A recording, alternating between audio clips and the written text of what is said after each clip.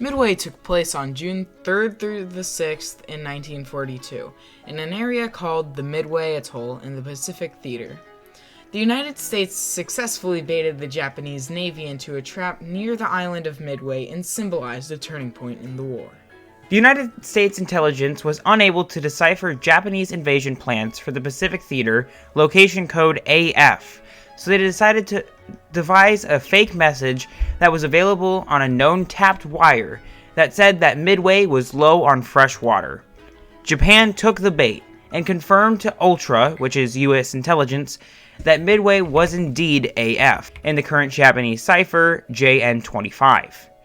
Not only did it provide crucial intelligence information for a brief time, but it also gave the United States Navy an opportunity to lay a sophisticated trap to lure the Japanese fleet. Japan was, ironically, relying on the element of surprise when planning the invasion of Midway. They thought they could use the same tactics that they used to invade Pearl Harbor. However, little to their knowledge, they were going to give the U.S. intelligence every last detail about their supposedly secret plan. Japan began their advances on June 3rd, traveling east under the command of the fleet's commander-in-chief, Isoroku Yamamoto. He was confident that he could catch the U.S. aircraft carriers defenseless. Yamamoto was warned by other Japanese generals that invading Midway might be a trap. Yamamoto ignored them, feeling confident enough to charge in exactly according to plan. Everything that could have gone wrong for the Japanese fleet did go wrong on June 4th. They began their attempted raid at the crack of dawn, hoping to catch the U.S. sleeping. They sent their 108 bombers from their 4 aircraft carriers, the Kaga, the Akaki, the Soru, and the Hiryu. At 7:10 a.m., the Japanese first carriers striking the Air Force came into contact with the first wave of American bombers under the control of U.S. Admiral Chester Nimitz. The American bombers caught the entire Japanese fleet at the worst time possible, while they were refueling the Japanese aircraft. By 10:25 a.m., 3 of the 4 Japanese carriers were either sunk or scuttled, with the 4th, Hiryu, attempting to escape. It didn't get far before it was attacked at 5:30 p.m. and scuttled at 6:30 p.m. This wasn't exactly a flawless victory for the Americans, however. The destroyer USS Haman provided cover for the disabled carrier USS Yorktown during its salvage operations, but unfortunately the Haman was sunk in minutes by a Japanese submarine. The USS Yorktown was also hit by a torpedo and sunk. On June 6th, the Japanese ordered their ships to retreat, effectively ending the Battle of Midway. After the Battle of Midway, Japan aborted the idea of continuing to conquer throughout the Pacific and remain defensive the rest of the war. Since Japan lost 4 crucial carriers, it made it very difficult to continue to try to conquer the rest of the Pacific. Midway also allowed for the U.S. to advance in Japanese code breaking, making it easier for the United States to see what major attacks they were planning. The destruction of the attack on Pearl Harbor ended up being partially equalized by the Battle of Midway. The United States did end up losing 1 aircraft carrier, but it was almost nothing compared to what Japan lost in the Battle of Midway. These segments were documents that were declassified after the Battle of Midway and World War II. Memorandum for Lieutenant Commander Daisley. Please add the following to Section 4. Memo dated 5-21-42. INRI, the AF-2nd K. Campaigns, Paragraph 1. WWII Radio SMS number 661 of 18th of May.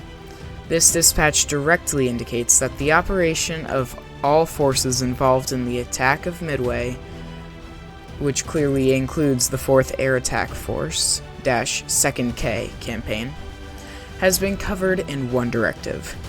Also included in the same directive are the instructions for the AO force, which indicates that the AF-2nd K, AO, and etc.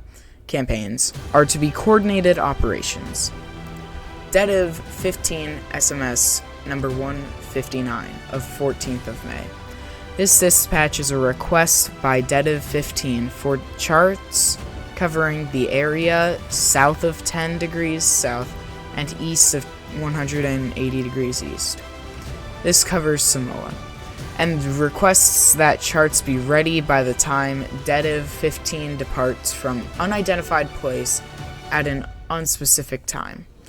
Here is more than a hint that Samoa is to be an objective in the not-too-distant future, and at least a portion of the forces now concentrating at Saipan, since Desrong II, of which Destiv 15 is a unit, is included among the forces concentrating at Saipan under the CINC 2nd Fleet.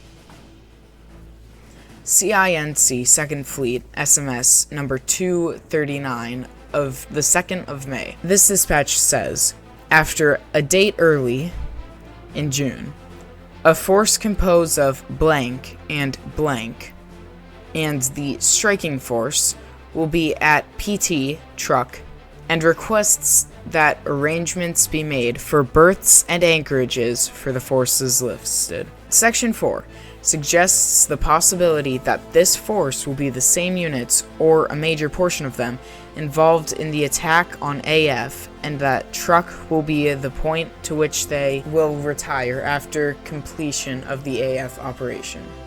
Section 4 further suggests that the apparent care in placing submarines in the connection with the attack on AF bears directly on the participation in this attack of the 4th Air Attack Force, and is further confirmation of our belief that the function of these subs is to assist the long-range bombers in reaching their objectives.